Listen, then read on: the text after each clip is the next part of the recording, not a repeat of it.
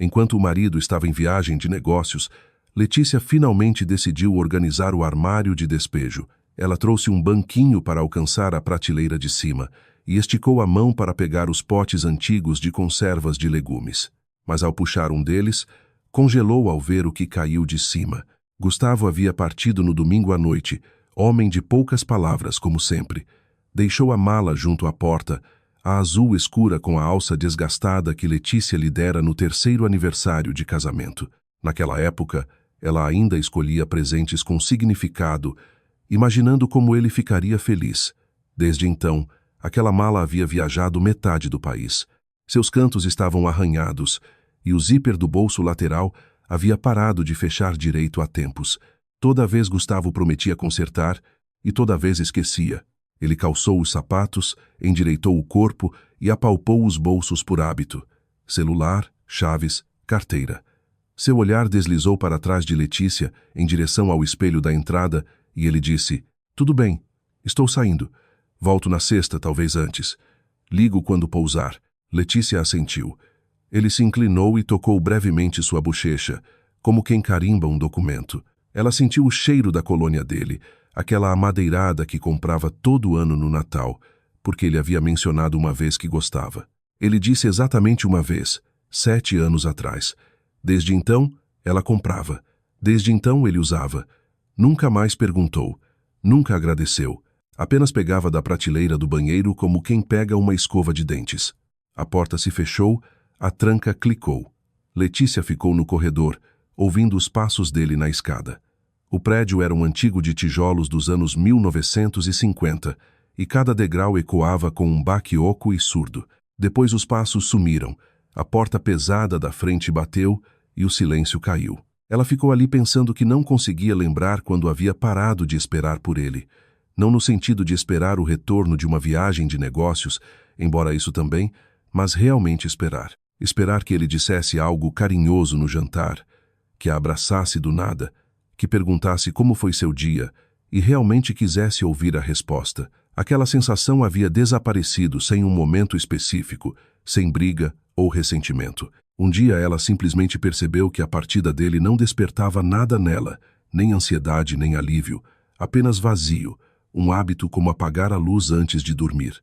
Estavam juntos havia 9 anos. Conheceram-se na festa de aniversário de um amigo em comum. Gustavo chegou atrasado. O blazer do terno estava encharcado porque fora pego por um temporal repentino. E a noite toda contou piadas que fizeram Letícia rir até doer a barriga. Ele trabalhava em uma construtora de médio porte, vivia dirigindo entre obras e falava sem parar sobre elas, sobre os clientes, sobre como um quate, uma vez, invadiu o trailer do canteiro de obras e destruiu todos os projetos. Letícia trabalhava como contadora em uma clínica médica local. A vida era simples, previsível, e Gustavo se encaixou nela facilmente, como se sempre tivesse estado ali. Os primeiros 3 anos foram reais. Todo verão dirigiam até o litoral de Santa Catarina, alugando um quarto pequeno de uma senhora mais velha, que trazia pêssegos frescos do pomar todas as manhãs. Brigavam por bobagens. Ele nunca apertava o creme dental do fundo do tubo. Ela demorava demais para se arrumar quando estavam atrasados. Faziam as pazes rápido, às vezes de formas engraçadas. Ele chegava com uma caixa quente de brigadeiros e dizia: "Esta é minha bandeira branca." Conversavam até tarde da noite deitados no escuro, e Letícia adormecia sentindo que havia realmente alguém ao lado dela. Depois algo começou a escapar. Sem brusquidão, sem gritos, Gustavo começou a trabalhar mais. Passou para uma grande empresa corporativa com viagens frequentes e horários irregulares. Começou a chegar mais tarde, a compartilhar menos. No início, Letícia perguntava como tinha sido o dia, o que havia de novo, mas as respostas dele encurtavam. Normal, o de sempre. Estou cansado. Conversamos depois. Eventualmente ela parou de perguntar. Não por rancor. Apenas se acostumou. Aprenderam a existir lado a lado como 2 objetos na mesma prateleira. Não se incomodavam, mas também não se tocavam. À noite, Gustavo sentava no sofá rolando o celular. Letícia lia ou assistia séries no tablet na cozinha. Nos fins de semana, ele ia para a garagem mexer no carro, embora o carro não parecesse precisar de tanta atenção. Às vezes comiam juntos e o silêncio pairava sobre a mesa. Não pesado, não hostil, apenas vazio, como em uma sala de espera onde todos aguardam algo que ninguém consegue nomear. Uma vez, tomando café, sua amiga Paula perguntou: Letícia, você e Gustavo estão bem? Vocês têm estado tão quietos ultimamente. Sim, respondeu Letícia, surpresa com a facilidade com que a palavra saiu de seus lábios, exatamente do mesmo jeito que saía para Gustavo. Na segunda-feira, Letícia tirou um dia pessoal do trabalho. Tinha uma pilha de tarefas acumuladas. Precisava guardar as roupas de inverno, lavar as janelas agora que a primavera chegara e organizar o armário do banheiro, onde frascos vazios de shampoo estavam ao lado dos cheios havia meses. O tipo de pequenos detalhes que compõem uma casa quando se administra sozinha. No início da tarde chegou a vez do armário de despejo. Pequeno, 1,5 metros por 90 centímetros, sem janela, com uma lâmpada fraca que piscava havia 2 anos. Gustavo chamava de território dele. Guardava ferramentas ali, algumas caixas de papelão e potes de conservas caseiras que a mãe dele mandava, e ninguém comia. Letícia estava acostumada a não mexer, não porque ele proibisse explicitamente, mas porque toda vez que tentava ele dizia: não toque em nada aí dentro, tenho meu próprio sistema, eu organizo depois. E ela não tocava havia 1 ano, 2, 5, mas naquela segunda algo mudou. Talvez estivesse cansada daquela frase eterna sobre organizar depois. Talvez quisesse um recomeço limpo em todos os aspectos da vida. Letícia abriu a porta do armário, acendeu a lâmpada piscante e olhou as prateleiras. Ferramentas embaixo, caixa de pregos e parafusos, uma furadeira em um estojo empoeirado. Na prateleira do meio, aqueles potes grandes com salmoura turva onde pepinos e pimentões mal se viam. Na de cima, caixas de papelão, uma cafeteira velha e, atrás delas, o quê? Algo que nunca havia notado antes. Letícia foi à cozinha buscar o banquinho, subiu, esticou o braço e empurrou um pote de conserva, depois outro, depois um terceiro. Seus dedos roçaram em algo plano, metálico e frio. Tentou puxar com cuidado, mas a caixa era mais pesada do que parecia. Seus dedos escorregaram. A borda de lata arranhou sua palma e a caixa despencou. Bateu no piso de madeira com um baque surdo. A tampa saltou e o conteúdo se espalhou por todo lado. Fotografias, papéis, um chaveiro com um ursinho de pelúcia e algo pequeno e colorido, uma folha de bloco com um desenho. Letícia desceu do banquinho e caiu de joelhos. A primeira fotografia, Gustavo sem blazer, de camiseta cinza, que ela achava que tinham jogado fora há muito tempo. Ele sorria, não aquele meio sorriso educado ao qual se acostumara nos últimos anos, mas um sorriso largo e aberto como nas fotos antigas da praia. Ao lado dele, uma jovem mulher de 30 e poucos anos, morena com rosto redondo e covinhas nas bochechas. Ela também sorria, com a cabeça apoiada no ombro dele. Nos braços de Gustavo, uma menininha de uns 5 anos, usando um gorro de Papai Noel engraçado com pompom. Ao fundo, uma árvore de Natal decorada, guirlandas e luzinhas piscantes refletidas na janela. A segunda fotografia, verão. A mesma menininha agora de vestidinho e sandálias, a trança bagunçada. Gustavo segurando sua mão. Estavam em um parque perto de uma fonte, os dois rindo, a menina com a cabeça jogada para trás e Gustavo olhando para ela com uma expressão que Letícia reconheceu imediatamente, embora nunca tivesse visto dirigida a mais ninguém. Ternura pura, sem filtro, genuína. Ela pegou a folha do bloco. Um desenho infantil, uma casa torta com telhado triangular e fumaça saindo da chaminé, um sol amarelo no canto e 3 figuras, uma grande, uma média e uma bem pequena. Embaixo, em letra infantil desajeitada e cuidadosa, ainda formando as letras: Papai Gustavo, eu te amo. Letícia ficou sentada no chão do armário por muito tempo, segurando o papel com as 2 mãos. A lâmpada piscou, apagou por um segundo e zumbiu de volta à vida. Da cozinha vinha o tic-tac constante do relógio de parede, o de pêndulo que a mãe dele lhes dera quando se mudaram, que Letícia sempre quisera tirar, mas nunca tirou. Ela guardou o desenho com cuidado e começou a recolher o resto. Um contrato de aluguel de apartamento, um de 1 quarto, 45 metros quadrados, 3º andar. Nome do locatário: Gustavo. Endereço: um bairro vizinho, Pinheiros, uma rua que Letícia conhecia porque no verão havia uma ótima feira livre onde adorava comprar tomates maduros e manjericão fresco. Prazo do contrato: 12 meses, renovado 5 vezes, a última em janeiro. Recibos de uma loja de roupas infantis, botas de inverno, tamanho 28, e uma mochila rosa de unicórnio. Um estojo de aquarela, data da semana passada e um cartão de felicitações. Um padrão de farmácia com um buquê pintado na capa. Dentro, em letra feminina caprichada e ligeiramente cansada: estamos te esperando em casa. Sentimos sua falta, suas meninas. Letícia dobrou tudo de volta na caixa, fechou a tampa e colocou-a no chão ao lado. Não chorou. Esperou as lágrimas virem.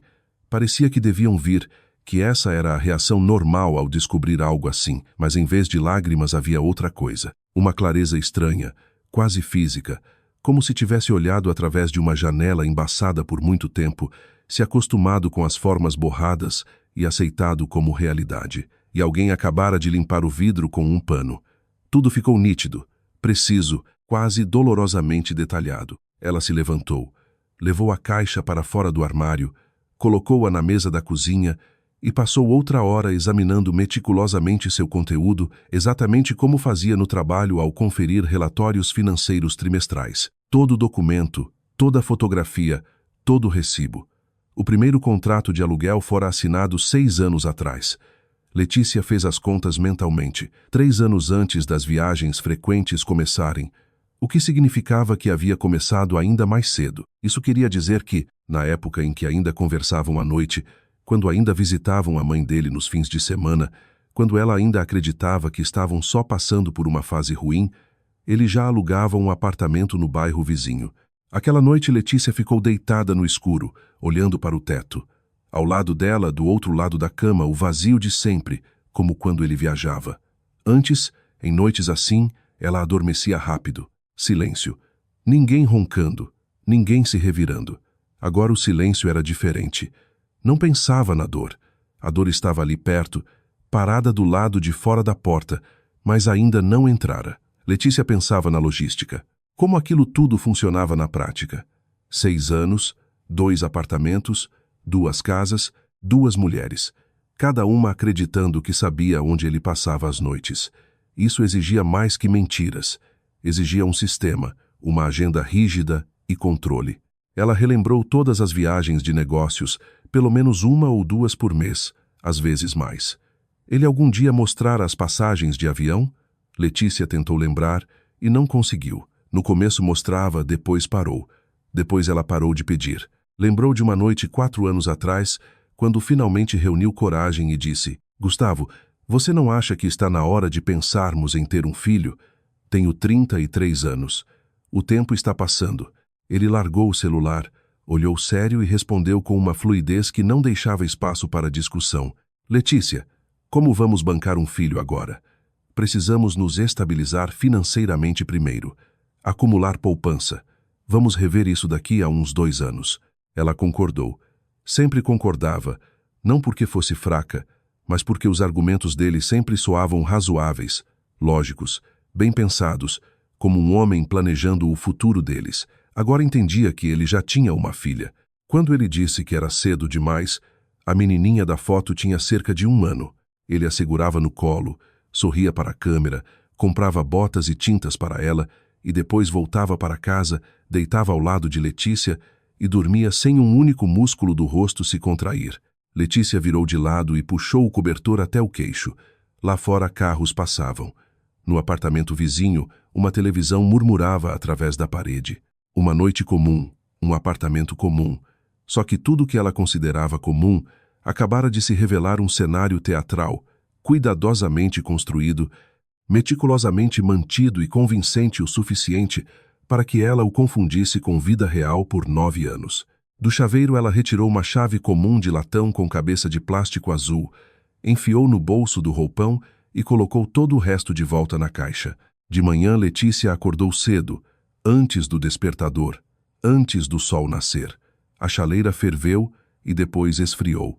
Ela nunca fez o chá. Sentou-se à mesa da cozinha de roupão, vendo o céu clarear pela janela, girando a chave de cabeça azul entre os dedos.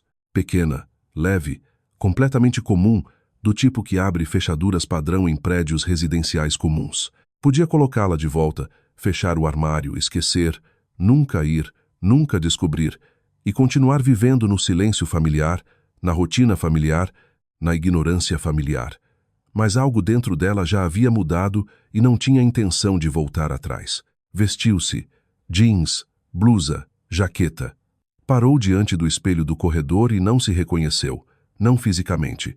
O rosto era o mesmo, com as mesmas linhas finas nos cantos dos olhos, o cabelo preso no mesmo coque baixo, mas o olhar era diferente, como o de alguém que já tomou uma decisão, mas ainda não a verbalizou. Pediu um carro por aplicativo, digitando o endereço do contrato de aluguel.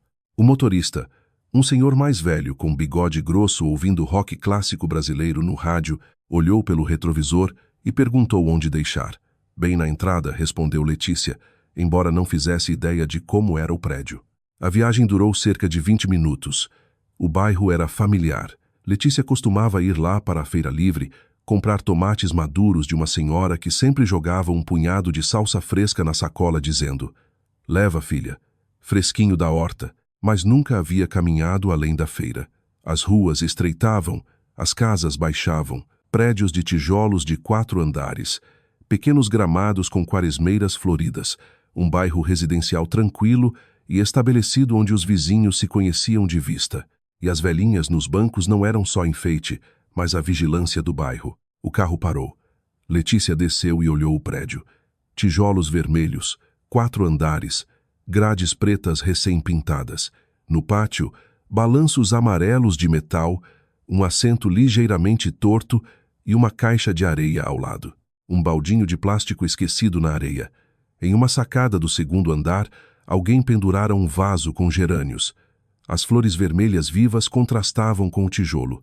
Letícia entrou no prédio. Cheirava a frango frito e algo floral. Alguém deixara uma violeta envasada no parapeito entre os andares.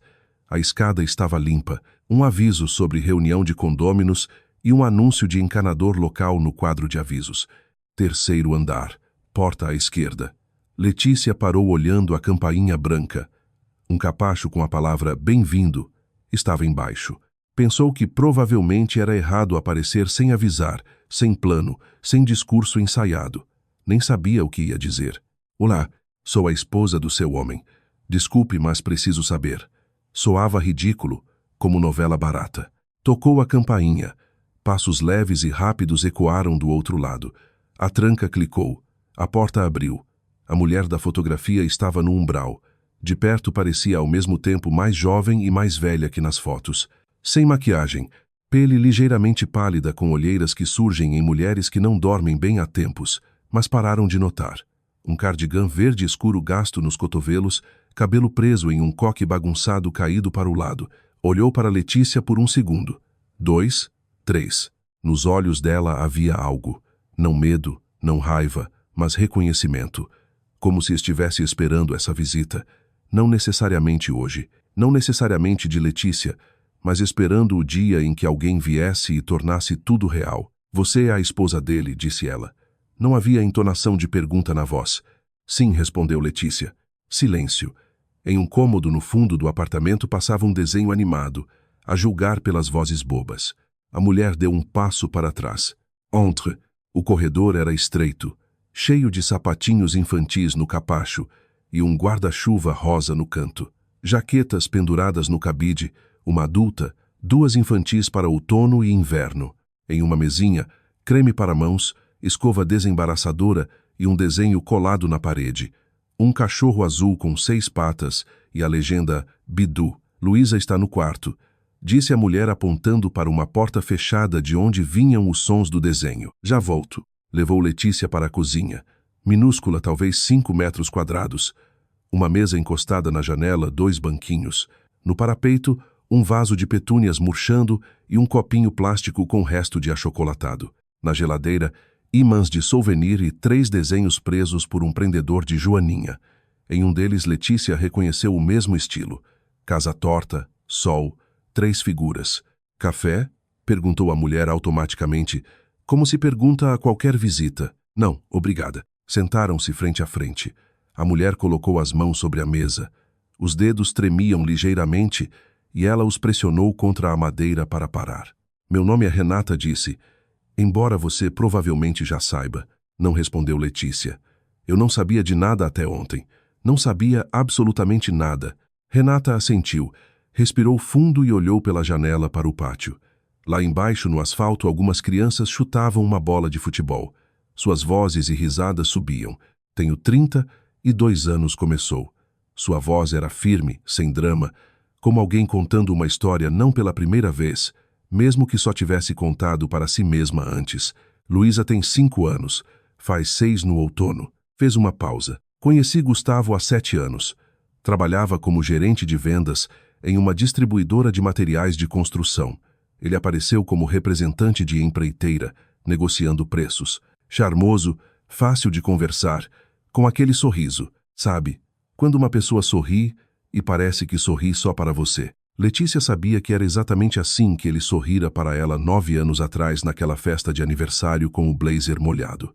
Ele me contou desde o início que era casado, continuou Renata. Não escondeu, mas disse que as coisas com a esposa estavam acabadas havia tempo, que moravam juntos só por causa do apartamento, que sair era complicado, problemas com patrimônio conjunto e dívidas. Não entrou em detalhes, mas vivia dizendo que resolveria isso em 1 mês, em 6 meses, depois das festas, depois de pagar os empréstimos. Sempre havia um prazo específico e aquele prazo sempre era adiado. Ela esfregou a ponte do nariz. Eu esperei. No começo acreditei. Depois simplesmente me acostumei a acreditar. São coisas diferentes, se você entende o que quero dizer. Quando engravidei, ele disse que isso aceleraria tudo, que agora tinha um motivo real, que falaria com a esposa logo depois das festas. Luísa nasceu.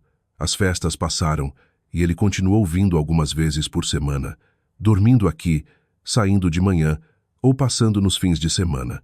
Dizia que a esposa estava acostumada, que viviam como colegas de quarto, que ela nem notava. Letícia ouvia sentindo uma estranha divisão na mente. Essas palavras eram sobre ela, sobre sua vida, sobre como não notava. Renata descrevia o outro lado da parede, enquanto Letícia estivera deste lado, absolutamente certa de que estavam só passando por uma fase ruim. Fui uma idiota, disse Renata sem autopiedade. Só não queria admitir por muito tempo porque admitir significava ficar sozinha com minha filha. E ficar sozinha assusta, especialmente quando ele entra pela porta. Luísa corre para ele, abraça e grita, papai, e você pensa, tudo bem que seja assim, é melhor que nada. Letícia não interrompeu. Olhava para Renata e pensava, nós duas fomos idiotas, nós duas acreditamos nele, nós duas esperamos. Só que para cada uma ele contava sua própria versão da mesma mentira. Para Letícia que tudo estava bem, que haviam apenas se distanciado um pouco, como acontece no casamento. Para Renata que seu casamento estava morto e que ele finalizaria o divórcio a qualquer dia. Do outro quarto veio o riso de uma menininha. Um riso alto e cristalino. Só crianças pequenas sabem rir assim, com o corpo inteiro. Renata olhou na direção do som e por um segundo seu rosto se transformou. Ficou suave, aberto. Depois virou-se de novo para Letícia. 3 dias atrás encontrei um papel no bolso do blazer dele. Ele deixou o casaco aqui. Era um número de telefone e o nome de uma mulher, não o seu. Levantou-se, foi ao quarto e voltou com uma pasta azul comum fechada com elástico. Ele guardava isso aqui. Dizia que não tinha espaço na casa dele, que eram documentos de trabalho. Eu nunca mexo nas coisas dos outros. Mas depois que encontrei aquele número, olhei dentro. Colocou a pasta na mesa entre o copinho vazio e o saleiro. Veja. Letícia abriu a pasta. Suas mãos não tremiam. Surpreendeu a si mesma. Em algum canto da mente notou, nossa, minhas mãos não estão tremendo nada.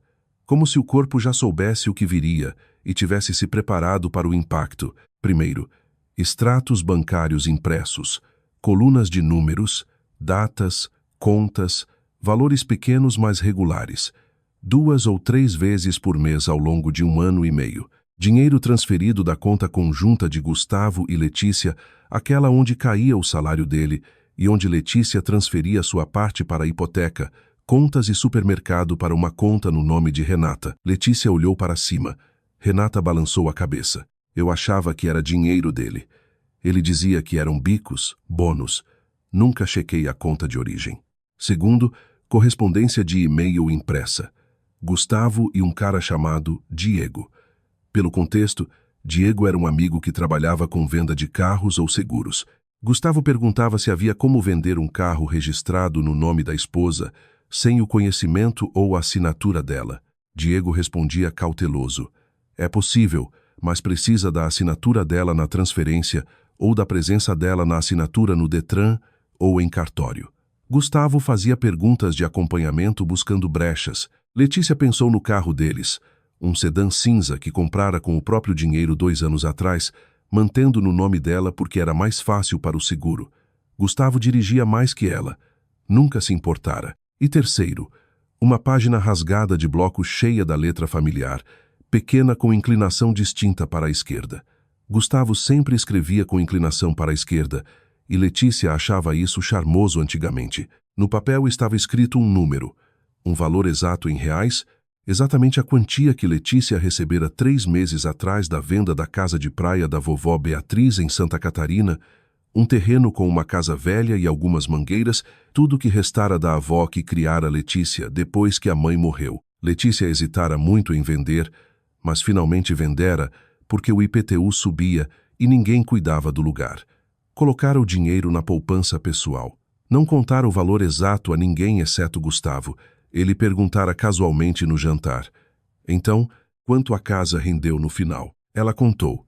Ele assentiu, disse, ótimo, e voltou para o celular. Agora aquele valor exato estava escrito no papel ao lado da data da compensação, com um ponto de interrogação grosso circulado 2 vezes. Ele sabia e estava calculando como chegar àquele dinheiro. Letícia guardou o papel e fechou a pasta. O silêncio caiu sobre a cozinha. No outro quarto os desenhos acabaram e Luísa gritou. Mamãe, coloca outro. Só um minutinho, filha, respondeu Renata. Sua voz tremeu ligeiramente na última sílaba. Virou-se para Letícia. Posso tirar cópias disso? Perguntou Letícia apontando para a pasta. Leve tudo, respondeu Renata. Não preciso mais. Letícia se levantou, pegou a pasta e congelou junto à mesa, sem saber o que dizer. Toda palavra parecia grande ou pequena demais para o que pairava entre elas. Renata disse finalmente, eu não sabia nada sobre você, sobre Luísa ou este apartamento. Nada. Eu sei, respondeu Renata. Agora eu sei que você não sabia. Letícia saiu do prédio e o sol de outono bateu em seus olhos. Apertou-os, parada nos degraus de concreto. No pátio as crianças ainda chutavam a bola. Uma mulher no banco quebrava sementes de girassol. Um gato malhado atravessou a calçada e sumiu nos arbustos. O mundo estava exatamente o mesmo, calmo, comum, completamente indiferente ao que acabara de desabar em um pequeno apartamento no 3º andar. Letícia apertou a pasta contra o peito e caminhou até a rua para chamar outro carro. No bolso da jaqueta estava a chave com cabeça azul. Não precisava mais dela, mas ainda não a jogara fora. Ainda não. O carro a deixou em frente ao prédio. Letícia subiu as escadas com a pasta debaixo do braço, como se carregasse documentos de trabalho comuns ou uma sacola de compras. Sua vizinha do 2º andar, Dona Hilda, mexia na fechadura. Vendo Letícia, acenou. Boa tarde, Letícia. Você está um pouco pálida hoje. Não dormiu bem? Não dormi bem, respondeu Letícia e sorriu. O sorriso era genuíno, o que parecia estranho. Dentro, tirou a jaqueta, pendurou no cabide, foi à cozinha e colocou a chaleira no fogo. Enquanto a água esquentava, puxou um bloco comum da gaveta, o que usava para a lista de compras, e sentou à mesa. Abriu uma página em branco, escreveu a fazer no topo e sublinhou. A chaleira apitou. Fez chá, tomou um gole, queimou a língua e colocou a caneca na mesa. Puxou os extratos bancários da pasta e os espalhou à frente. Depois pegou o celular. Primeiro o banco. Ligou para o atendimento, passou pela verificação de segurança e pediu transferência para o setor de gestão de contas. Sua voz era calma, profissional. Explicou que precisava transferir todos os fundos da conta conjunta para sua poupança pessoal. O atendente confirmou o saldo. Letícia autorizou a transferência até o último centavo. A operação levou 3 minutos. Em seguida, o cartão de débito de Gustavo ligado à conta conjunta. Pediu cancelamento. O atendente perguntou o motivo. Suspeita de acesso não autorizado. Disse que nem era mentira. O cartão foi bloqueado. Depois mudou a senha do aplicativo do banco, anotou a nova senha no bloco, rasgou a página e guardou na carteira. Marcou o primeiro item. Em seguida, um advogado. O número fora dado por Paula, a mesma amiga que perguntara se estava tudo bem. Paula se divorciara 2 anos antes e passara por todo o moedor de carne, divisão de bens, brigas, nervos à flor da pele. Guardara o contato de um advogado que, nas palavras dela, não chora com você, só faz o serviço. Letícia discou. Ele atendeu no 3º toque. Dr. Oliveira, boa tarde. Meu nome é Letícia. Resumidamente, sem palavras extras, expôs a situação. O marido levava uma vida dupla. Segundo a família, uma filha. Tinha provas documentais, transferências da conta conjunta, e-mails com intermediário sobre vender seu carro, anotações rastreando sua herança pessoal. Precisava proteger seus bens e entrar com divórcio. Dr. Oliveira ouviu sem interromper. Depois falou. Primeiro vamos pedir bloqueio de todos os bens do casal para que ele não possa liquidar nada sem seu consentimento. O carro, se estiver no seu nome, é seu, mas vamos bloquear por precaução. Segundo, documente todas as transferências da conta conjunta. Puxe extratos dos últimos 2 anos. Melhor 3. Terceiro, o apartamento. Se comprou antes do casamento com recursos próprios, não entra na partilha, mas preciso de toda a documentação, escritura, documentos de compra. Quarto, não deixe que ele saiba que você sabe. Enquanto ele achar que você está no escuro, você tem a vantagem. Use-a. Letícia anotou tudo no bloco com sua letra caprichada. Ponto por ponto. Quando pode vir? Perguntou o Dr. Oliveira. Amanhã de manhã às 9. Estarei aí. Ele desligou. Segundo item marcado. Na manhã seguinte, Letícia foi ao fórum e ao banco. As filas eram curtas. Era terça de manhã. As salas de espera estavam cheias principalmente de aposentados com pastas e um casal jovem com carrinho de bebê. Letícia pegou senha, esperou sua vez e, seguindo as orientações do advogado, protocolou os documentos necessários. A atendente, uma moça com unhas acrílicas longas que atrapalhavam na digitação, verificou os formulários. Isso bloqueia todas as contas conjuntas e proíbe transferência de propriedade do veículo. Confirmou. Sim, disse Letícia. Levou menos de 1 hora. Letícia pegou as cópias autenticadas e colocou na pasta azul que recebera de Renata. Agora era sua pasta. Em seguida, os documentos do carro.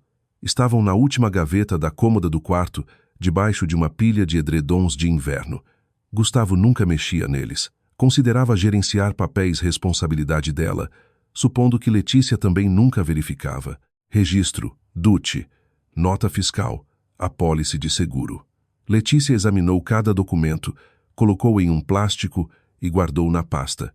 Depois parou, tirou de novo e passou na impressora de casa, aquela que Gustavo comprara 2 anos antes para o trabalho, mas que só ela usava. Ao entardecer, tudo estava pronto. Letícia sentou à mesa da cozinha. À frente, uma pasta grossa organizada por seções. O bloco com itens marcados, uma caneca de chá frio. Lá fora escurecia. Acendeu uma luz no apartamento do outro lado da rua e Letícia viu a silhueta de uma mulher arrumando a mesa, colocando pratos, trazendo uma panela do fogão. Uma noite normal para outra pessoa. Pegou o celular e discou para a irmã. Carolina era 4 anos mais velha. Morava em um bairro da Grande São Paulo e trabalhava como coordenadora pedagógica em uma escola. Era casada com um rapaz quieto e confiável, que consertava tudo que quebrava e nunca levantava a voz. Tinham 2 meninos, um Golden Retriever e um quintal grande onde Carolina passava os verões. Conversavam por telefone uma vez por semana, geralmente aos domingos. As conversas eram sempre padrão. Como vão as coisas? Como está a saúde? O que tem de novo com a mamãe? Carolina, pode vir aqui? Perguntou Letícia. Uma pausa do outro lado. Carolina nunca ouvira a irmã mais nova falar naquele tom. Não assustada, não chorando, mas vibrando como uma corda de violão esticada ao limite. Estou indo, disse Carolina, sem fazer perguntas. Chegou 1 hora depois. O marido a trouxe e ficou no carro esperando. Não subiu. Entendeu sem palavras que não era hora para a companhia. Carolina entrou no apartamento, tirou o casaco e olhou para a irmã. Letícia estava no corredor, o rosto calmo, os braços soltos ao lado do corpo. Na mesa da cozinha, claramente visível do hall, estavam a pasta, o bloco e a caixa de metal. Você já descobriu tudo? Perguntou Carolina. Sim, disse Letícia. Só queria que você soubesse. Foram para a cozinha. Letícia expôs tudo à frente da irmã, das fotografias aos extratos bancários. Explicou brevemente, pulando detalhes desnecessários. A caixa, Renata, Luísa, as transferências, a tentativa de vender o carro, o dinheiro da casa da vovó Beatriz. Carolina ouviu em silêncio. Só os dedos a traíam, apertando a borda da mesa com tanta força que os nós ficaram brancos. 6 anos, disse Carolina finalmente. 6 anos disso? Sim. Já entrou com os papéis? Ainda não. Bens primeiro, depois o divórcio. O advogado disse que não há pressa para citar ele até que tudo esteja completamente bloqueado. Carolina assentiu, olhando para a irmã por muito tempo, como para alguém que achava conhecer, mas encontrava pela primeira vez. Letícia disse baixinho, se precisar chorar, chore. É normal. Depois respondeu Letícia. Agora preciso de cabeça fria. Quando isso acabar, eu choro. Carolina ficou até às 10. Tomaram chá e conversaram sobre coisas práticas. Onde esconder os documentos, como agir quando Gustavo voltasse. Carolina ofereceu que Letícia ficasse com ela. Letícia recusou. Não, ficaria ali. Era seu apartamento e não sairia dele. Quando Carolina saiu, Letícia andou pelos cômodos, parando no quarto, olhando a cama grande com 2 travesseiros e a colcha que escolhera com tanto cuidado no catálogo 3 anos antes. Queria que ficasse bonita, como nas revistas. Parou na sala onde a foto de casamento deles estava na estante. Ela e Gustavo sorrindo. Não tirou a foto. Ainda não. Espiou o armário de despejo e acendeu a lâmpada piscante. A caixa de metal estava de volta no lugar, escondida atrás dos potes de conserva, como se nada tivesse acontecido. Letícia apagou a luz e fechou a porta. Depois sentou à mesa da cozinha, abriu uma página em branco no bloco e escreveu: Sexta, ele volta. Esteja pronta. Na quinta foi trabalhar como sempre, um dia normal na clínica.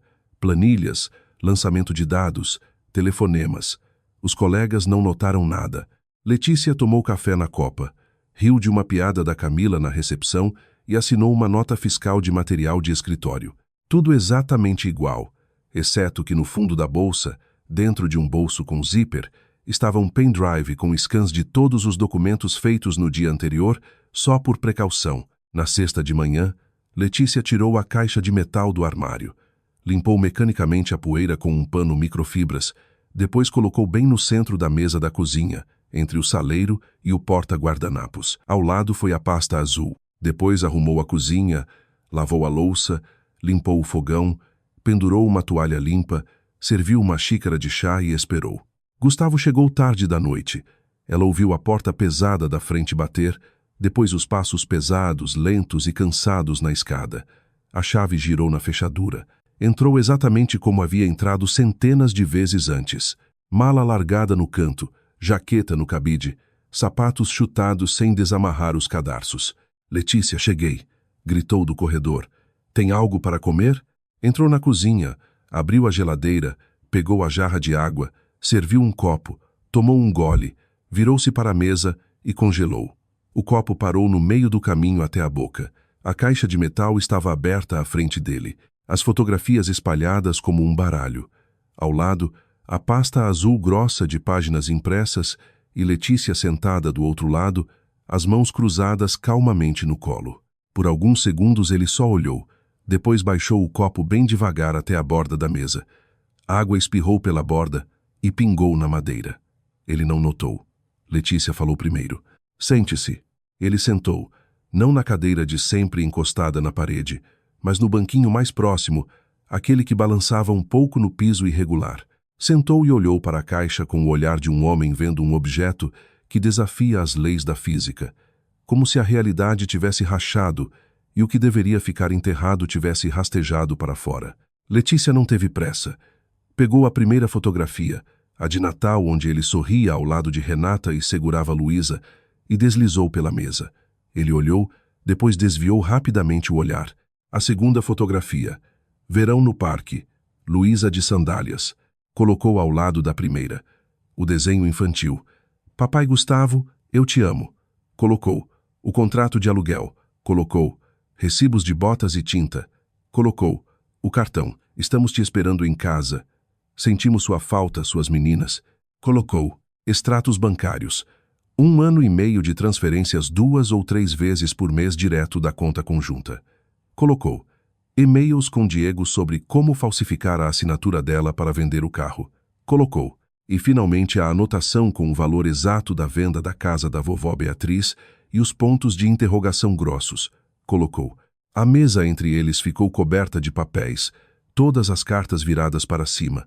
Letícia ficou perfeitamente imóvel e esperou. Gustavo ficou em silêncio por muito tempo, talvez 1 minuto, mas aquele minuto se esticou como borracha. No silêncio dava para ouvir o tic-tac do relógio de pêndulo e, através da parede, a voz fraca de um âncora de jornal local na TV. Depois ele falou, a voz rouca, como se algo estivesse preso na garganta. Letícia, você entendeu errado. É uma situação complicada. Não é o que você está pensando. Ela não interrompeu. Simplesmente enfiou a mão na pasta, puxou o extrato do mês anterior com 3 transferências destacadas com marca-texto amarelo fluorescente e deslizou para ele. Escuta, ele se inclinou para a frente, apoiando os cotovelos na mesa. Eu posso explicar tudo. Não é o que parece. É uma história completamente diferente. Letícia não disse nada. Pegou os e-mails impressos sobre vender o carro e bateu com o dedo indicador. E então ele mudou. 1 segundo antes implorava. No seguinte, os olhos endureceram. O maxilar travou. Você mexeu nas minhas coisas. Eu te disse para não entrar naquele armário. São minhas coisas, meu espaço. Você não tinha direito. Letícia esperou ele terminar. Ele perdeu o fôlego rápido. A raiva era oca porque as provas estavam ali na frente e ambos sabiam que sua indignação era absurda. Era como um homem gritando, não fui eu, enquanto estava parado sobre um vaso quebrado com um martelo na mão. Os ombros dele caíram. Baixou a cabeça, cobriu o rosto com as mãos e falou em voz abafada e rouca. Eu me confundi. Letícia, eu não queria que acabasse assim. Eu amo vocês duas. Aconteceu. Não planejei. Luísa, ela é só uma menininha. Eu não podia abandonar uma menininha. Você entende? Todo dia eu pensava em como consertar. Todo dia adiava porque não sabia como. Só me dá tempo. Eu explico tudo. Vamos sentar e conversar. Letícia ouvia. Esperava sentir algo. Pena talvez, ou pelo menos aquela suavidade familiar, aquela rendição interna que a fizera ceder por 9 anos. O impulso de dizer, tudo bem, talvez a gente consiga resolver. Mas dentro dela havia silêncio absoluto, como um quarto de onde todos os móveis foram retirados, vazio, ecoando. Cada som batia limpo nas paredes. Você não estava construindo um casamento, disse Letícia. Era a primeira vez na noite toda que falava de si. Sua voz firme, sem tremor, sem gritos. Você estava construindo uma saída de emergência. Estava desviando dinheiro. Tentou vender meu carro. Rastreava minha herança. Isso não é se confundir. Isso é estratégia de fuga. Gustavo baixou as mãos e olhou para ela. E ela viu que pela primeira vez na noite toda ele realmente a via. Não como esposa, não como alguém que precisava ser gerenciado ou acalmado, mas como uma pessoa que sabia exatamente quem ele era e que nunca mais cairia. Ele não tinha resposta. Letícia se levantou. Recolheu cuidadosamente os documentos da mesa, empilhando na exata ordem em que os colocara e guardou de volta na pasta azul. As fotos voltaram para a caixa de lata. Fechou a tampa com um clique. Vou entrar com o divórcio na semana que vem, disse. O apartamento é meu. Comprei antes de casarmos. O carro é meu. O documento está no meu nome. A conta conjunta está vazia no momento. Se quiser discutir os detalhes, pode ligar para o Dr. Oliveira. Aqui está o número dele. Colocou o cartão do advogado na mesa e saiu da cozinha. Gustavo ficou sentado sozinho à mesa, olhando o espaço vazio onde sua vida dupla, cuidadosamente construída, acabara de ser desmontada. O copo de água ainda estava na borda da mesa. A poça embaixo havia crescido e pingava lentamente no chão. Legalmente, o processo todo levou 4 meses.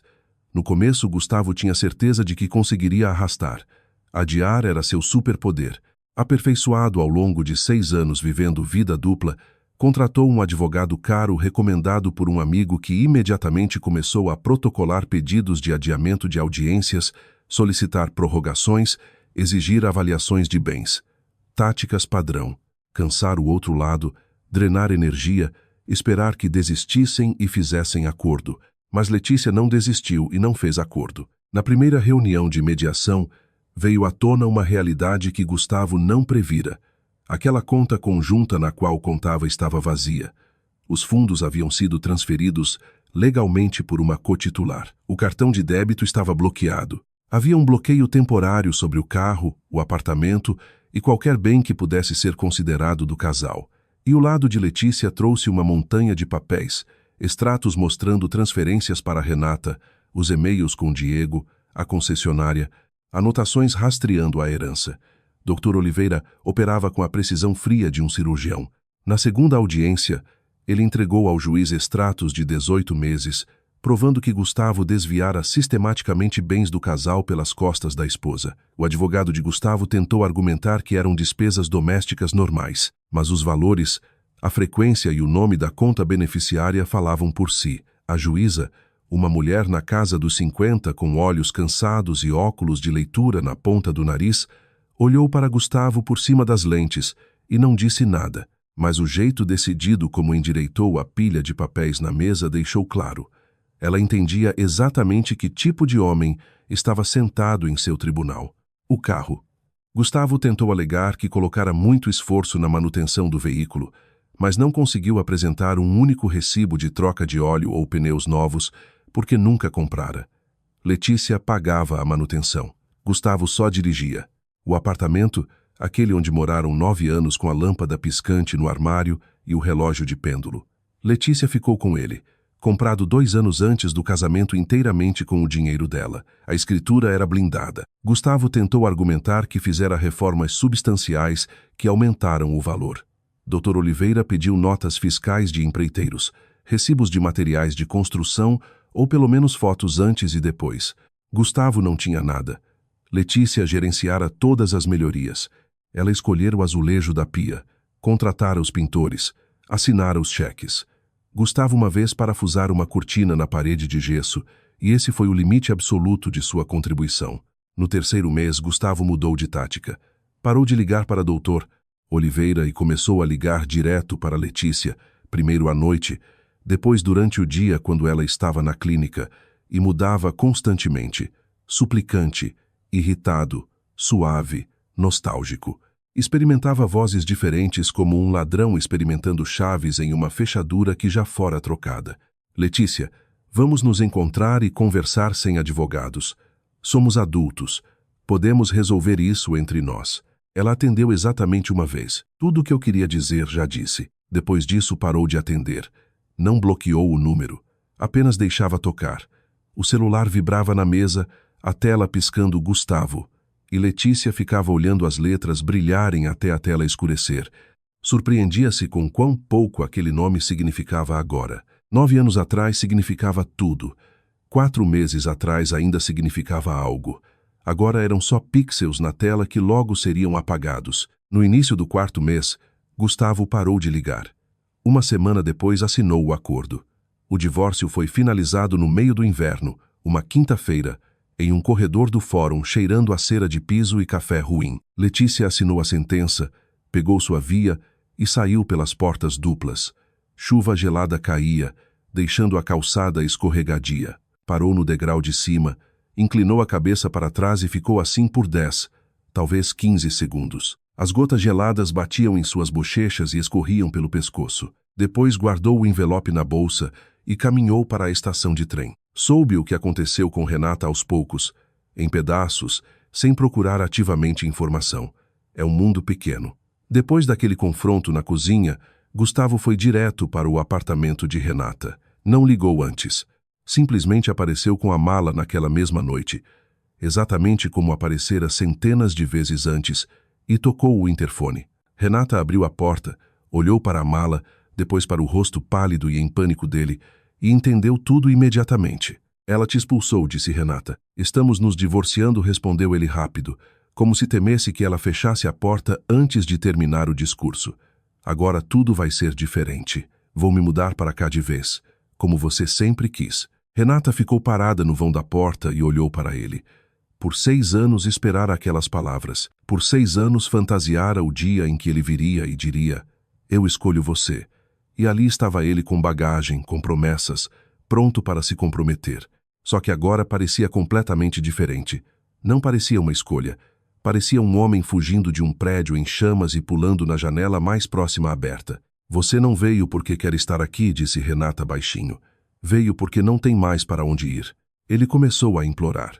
Jurou que não era verdade, que queria isso havia muito tempo, só não conseguira. Mas agora poderiam finalmente ser uma família de verdade. Renata ouviu. Pensou em como apenas 3 semanas antes estivera sentada na cozinha com Letícia, uma estranha, a esposa do seu homem, e como ambas tinham exatamente o mesmo olhar nos olhos. Exaustão. Não raiva, não ciúme. Apenas um cansaço profundo de viver uma mentira que durara tanto que se disfarçara de vida normal. Não disse Renata. Acho que não. No dia seguinte arrumou o resto das coisas dele. 2 bolsas de academia, o casaco pesado de inverno, as botas, o barbeador elétrico, um carregador de celular e uma pilha de camisas sociais que ele mantinha no armário dela. Arrumou tudo caprichadamente, fechou os zíperes e carregou até o térreo. O porteiro, um senhor mais velho que conhecia Gustavo bem de ver, lo passar pela portaria por 5 anos, estava de plantão. São coisas do Gustavo, disse Renata. Ele vem buscar. O porteiro olhou para as bolsas, depois para ela, e não fez uma única pergunta. Apenas arrastou-as até a parede perto das caixas de correio. Gustavo veio buscar-las no mesmo dia e tentou tocar o interfone do apartamento. Renata não atendeu. Ele ficou no hall apertando o botão repetidamente. Silêncio do outro lado, depois o chiado do interfone e a vozinha de Luísa. Mamãe, quem é? Ninguém, filha. Apartamento errado. Ele foi embora. Mudou para um quarto de hóspedes na casa do amigo Juliano. Juliano era divorciado e morava em um apartamento de 2 quartos em um bairro distante. O quarto estava vazio, só um futon murcho e um armário sem porta. O apartamento todo cheirava a cigarro velho e ração de gato. O gato malhado de Juliano perambulava como dono do lugar e dormia onde quisesse. Juliano só estava feliz pela companhia e alguém para dividir o aluguel. Não fazia muitas perguntas. Tendo passado pelo moedor ele mesmo, Gustavo vivia das 2 bolsas naquele quarto, passando as noites rolando o celular, olhando fotos antigas de Luísa que Renata enviara quando as coisas estavam boas. Ela não havia bloqueado o número. Ele relia mensagens antigas, e só naqueles momentos aparecia algum sinal de vida em seus olhos.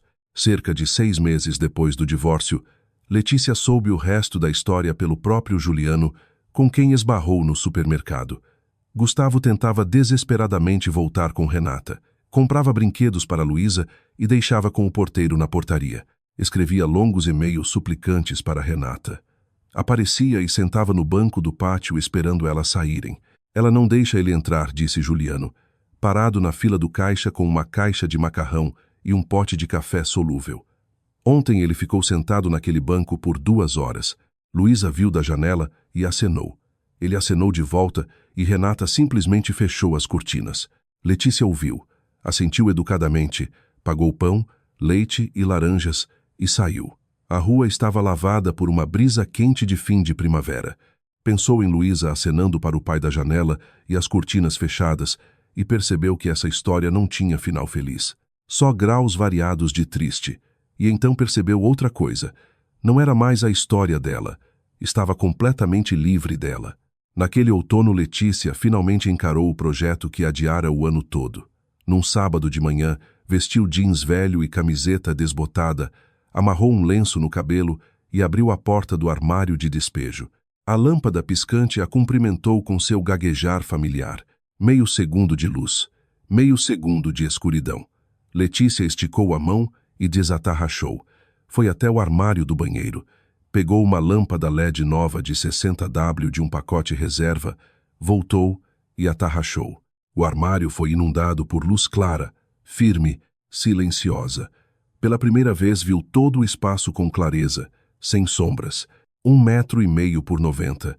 o linóleo descascando ligeiramente nos cantos. 4 prateleiras de madeira parafusadas tortas na parede. Na de baixo, ferramentas que ninguém usaria.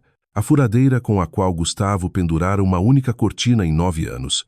Caixa de parafusos variados. Uma chave inglesa ajustável.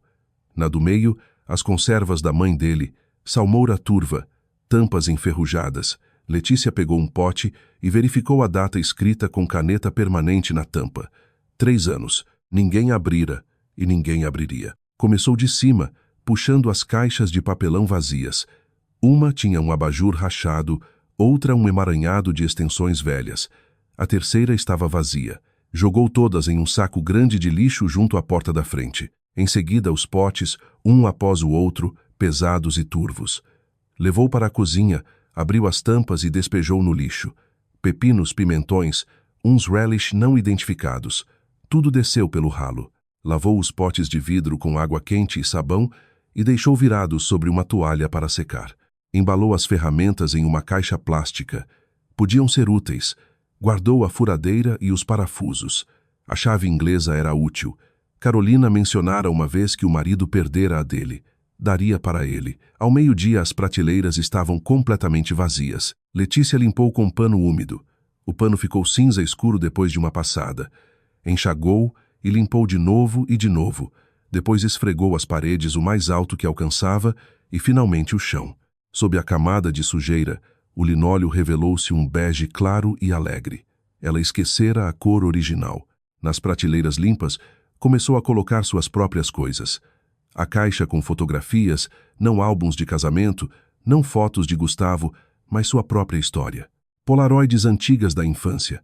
Fotos colhendo mangas na casa da vovó Beatriz, sua mãe jovem, a avó debaixo das mangueiras, anuários escolares. Ao lado das fotos, uma pilha de livros de capa dura que não cabiam na estante do quarto. Letícia adorava reler seus favoritos, e alguns estavam tão gastos que as páginas haviam amolecido e ondulado. Ao lado dos livros, uma caixinha de veludo com os brincos de prata e turquesa da vovó Beatriz, que Letícia raramente usava, mas guardava como relíquia. Na prateleira de baixo colocou seus próprios potes, geleia de pêssego. Fizera ela mesma no verão anterior pela primeira vez na vida, seguindo uma receita da internet. Ficou um pouco doce demais, mas Carolina jurava que ficava perfeita com chá quente. Serviria 3 potes de 1 litro com etiquetas bonitinhas que recortara de cartolina e escrevera com caneta, verão de pêssego. Deu um passo atrás para o corredor e olhou. O armário era pequeno, claro e impecavelmente limpo. Cheirava a pinho fresco e levemente a pêssegos doces, embora os potes estivessem bem fechados. As prateleiras estavam cheias e cada item nelas pertencia a ela. Dos álbuns de fotos ao último parafuso na caixa de ferramentas, não havia um único vestígio de outra pessoa, nem um único objeto estranho. Letícia encostou no batente da porta e pensou em como apenas 6 meses antes estivera naquele mesmo lugar no banquinho, esticando-se sobre aqueles potes turvos, e como a caixa de metal despencara no chão, abrindo a tampa e partindo seu mundo ao meio. Não acontecera por causa de uma briga dramática ou confissão cruel calculada. Aconteceu por causa de uma caixa de lata barata escondida atrás de conservas de legumes. Naquele dia ela poderia ter escolhido não subir no banquinho. Poderia ter ouvido Gustavo e respeitado o território dele. Poderia ter vivido mais 1 ano, 2, 5 anos naquela meia-luz piscante, confundindo-a com um casamento, mas subiu no banquinho, e a caixa caiu no pior momento possível, ou no mais perfeito. Ainda não tinha certeza qual. Talvez os 2 ao mesmo tempo. Apertou o interruptor, apagando a luz clara e firme da nova lâmpada, e fechou a porta. A tranca clicou. A cozinha estava banhada pela luz dourada do fim da tarde. A janela dava para o oeste, e a luz de outono entrava pela mesa e pelo chão, pegando os gerânios vermelhos que Letícia comprara no verão simplesmente porque vira na floricultura e pensara: que lindos! Vou levar. Antes ela teria mandado mensagem para Gustavo. Você se importa se eu comprar umas plantas para a janela? Agora não havia ninguém para perguntar e isso era incrivelmente bom. Serviu uma caneca de chá, sentou à mesa e envolveu a cerâmica quente com as 2 mãos. Lá fora era um dia de outono seco e fresco. As árvores no pátio estavam dourando, e o cheiro fraco de fumaça de lenha vinha dos subúrbios, misturando-se ao cheiro de frango frito dos vizinhos de baixo. Tinha muita coisa para fazer. Letícia sabia disso, não de forma vaga e opressiva, mas concreta e gerenciável, como uma lista diária de tarefas. Precisava chamar o encanador para consertar a torneira do banheiro que pingava havia uma semana. Precisava trocar as roupas de verão pelas malhas de inverno. Precisava ligar para a mãe e finalmente contar toda a história. Adiara para poupar a senhora do estresse, mas a hora chegara. Precisava marcar uma limpeza dental. Estava 6 meses atrasada. Precisava escolher novo papel de parede para o quarto. Estava cansada do padrão antigo. E Carolina oferecera vir no fim de semana para ajudar a tirar o velho e colocar o novo. Pequenas tarefas ordinárias da vida, as coisas de que a vida real é feita. Letícia terminou o chá, lavou a caneca e colocou no escorredor. Depois pegou o celular e digitou uma mensagem. Carolina, vem sábado. Vamos escolher aquele papel de parede. Te mando para casa com um pote de geleia de pêssego. Sei que está acabando. Carolina respondeu em menos de 1 minuto. Estarei aí. E vou arrastar o marido para consertar aquela cortina torta do seu quarto. Está me enlouquecendo há 3 anos. Letícia sorriu. Não aquele meio sorriso educado e apertado que aprendera a usar nos últimos anos, mas um sorriso de verdade, daqueles em que os cantos da boca sobem sozinhos, completamente sem esforço. Lá fora o sol se punha atrás dos telhados de tijolo e as sombras no pátio se alongavam. Lá embaixo, uma criança soltou um riso alto e cristalino. No banco junto à porta da frente, Dona Hilda fofocava com outra vizinha. Trechos da conversa subiam até a janela do 3º andar. Então eu disse para ele, você tem que regar a raiz, não reclamar das folhas. Uma noite comum de outono, um prédio residencial comum, uma vida comum. Só que agora era dela. Verdadeiramente, completamente, inteiramente dela.